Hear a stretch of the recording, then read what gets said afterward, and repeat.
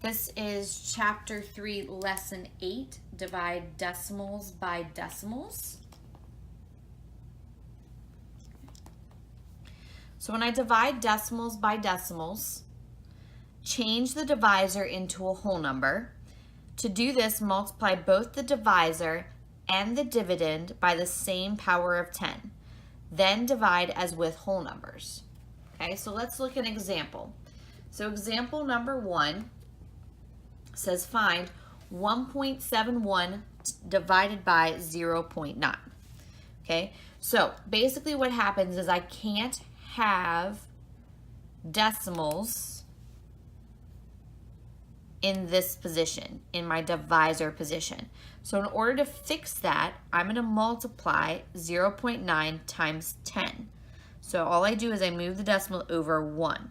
Okay, so like fractions, whatever I do to the top number, I do to the bottom number, the denominator. So for this, whatever I do to the divisor, I have to do to the dividend. So I move my decimal. So I moved my decimal over 1 here. I have to move my decimal over 1 here. So now I have 9 on the outside, my divisor, and 17.1 on the inside, my dividend. Now I divide like I just did. 9 divided by 17 gives me 1. 1 times 9 is 9. 17 minus 9 is 8. I bring down my 1. 9 goes into 81 9 times. 9 times 9 is 81. 81 minus 81 is 0. Okay, so let's look at example number 2. Example number 2 says find 2.64 divided by 0.6. So I'm going to multiply, and I want to get this decimal here, and I want to move this decimal here. So what I did was I multiplied by 10 to make a whole number. I multiply the dividend by 10 because it's the same power of 10, right? Okay, and the dividend was 2.64, sorry. So it should be 2.64 by the same power of 10. So when I do this,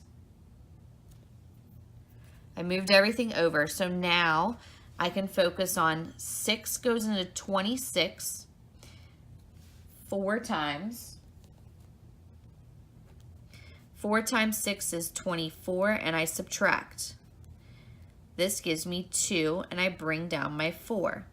6 goes into 24 4 times, which gives me 24, which gives me 0. And I move my decimal, which is now here, up to this point. 2.64 divided by 0.6 is 4.4. Okay. So you have a couple of try it problems on this page. Go ahead, pause the video, try them out, and when you're done, we will go over the answers together.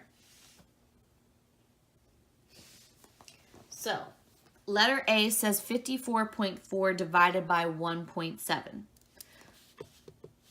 So I'm going to set up my original problem, 54.4 divided by 1.7. I need to move this decimal over and this decimal over. So all I did was multiply by a power of 10.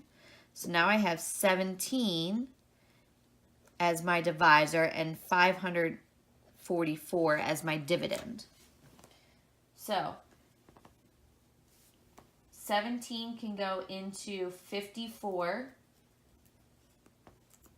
3 times,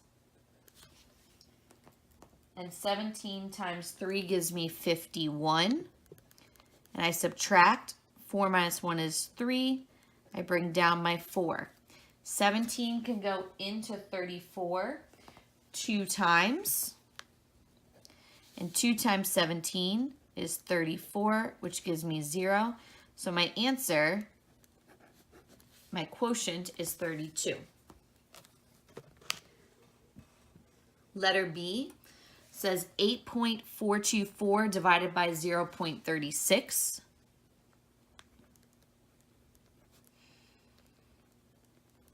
Okay, So I want to move my decimal over 2 places. So that's multiplying by 100. So now I have 842.4 divided by 36. 36 can go into 84 2 times. 2 times 36 is 72. So I get 12. I bring down the 2. 36 can go into 122.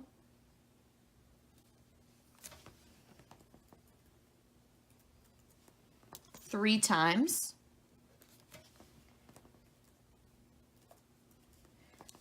3 times 36 gives me 108. 12 minus 8 is 4.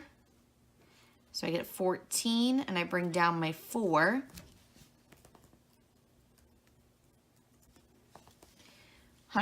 36 can go into 144 4 times. 4 times 36 is 144.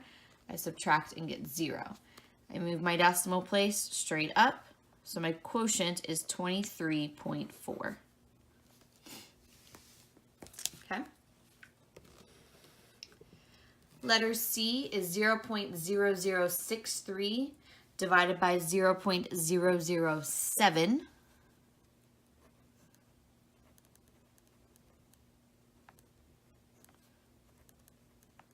Okay, I moved my decimal 3 places on each, multiplying by 1,000. So now I have 6.3 divided by 7, because I just got rid of all the zeros out in front. Okay, 7 can't go into 6, but 7 can go into 63. 9 times. 9 times 7 is 63. I subtract and get 0. And I just bring up my decimal point. Okay, so my quotient is 0.9 or 0.9.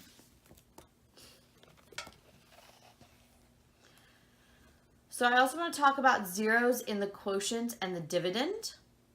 So I line up the numbers by place values as you divide.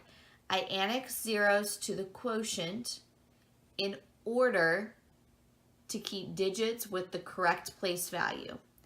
Annex zeros in the dividend to continue dividing after the decimal point. So let's look at example number 3. Example number 3 says find 52 divided by 0.4. Okay, so 0.4 I multiplied by 10 because I need to get rid of that decimal. 52 didn't have a decimal in it, so I annex a 0 to get 520. Now I take 520 divided by 4. Okay, 4 goes into 5 one time. 1 times 4 is 4. 5 minus 4 is 1. And I bring down my 2. 4 goes into 12 3 times. 3 times 4 is 12. 12 minus 12 is 0. I bring down my 0. 4 goes into 0 0 times. 0 times 4 is 0. I subtract and get 0. So my quotient is 130. Okay. Example number 4 says find 0.009 divided by 0.18. Okay, so I take 0.18, I multiply it by 100, which means I have to multiply 0.009 times 100. I get 0.90 divided by 18. 18 cannot go into 0, so I put a 0 up. 0 times 18 is 0. Subtract, and I bring down my 9. 18 cannot go into 9, so I put a 0 there. 0 times 18 is 0. 9 minus 0 is 9, and I bring down my next number, 0. 18 can go into 90 5 times. 5 times 18 gives me 90, so 90 minus 90 equals 0. So my quotient of 0.009 divided by 0.18 is 0.05. Example number 5 says find 11.2 divided by 0.07. So I multiply 0.07 and 11.2 by 100.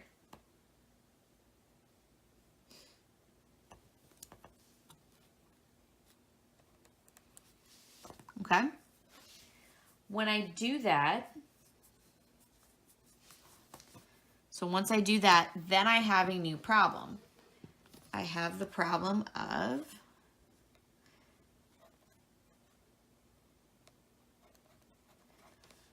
1,120 divided by 7. Okay? So 7 can't go into 1, but it can go into 11 one time. I get 3. I bring down my 2. 7 can go into 32 6 times. I'm sorry, 11 minus 4. 42. 6 times. 6 times 7 is 42. Which is 0. Bring down my next 0, which is 0. 0 minus 0 is 0. So my quotient is 160. Okay. So there are a couple of try it problems on this page. Go ahead, pause the video, try them out. When you're done, we will go over the answers together. All right, now that you've tried the try it problems on your own, let's go over the answers together. So letter D is 5.6 divided by 0.014. I need to multiply each of these by 100. So multiply by 100. When I do that, I get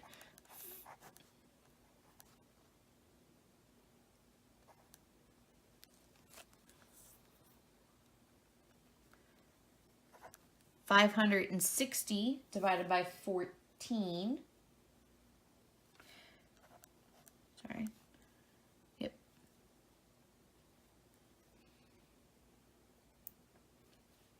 Yep, 2 zeros. Okay. I annexed an extra 0 just in case I needed it. 14 cannot go into 5, but it can go into 56 4 times. 14 times 4 gives me 56. I subtract, bring down my 0, which gives me another 0.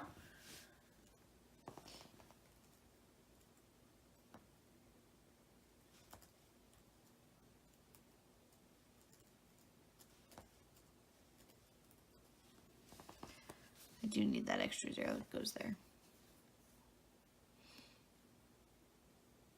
Oh, this is by 1,000, that's why. Sorry, by 1,000. Okay. So I do have an extra 0, and I subtract, and I get 0. So 5,600 divided by 14 gives me 400. So my quotient is 400. Okay.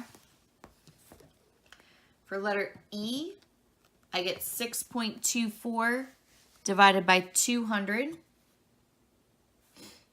Okay, so 6.24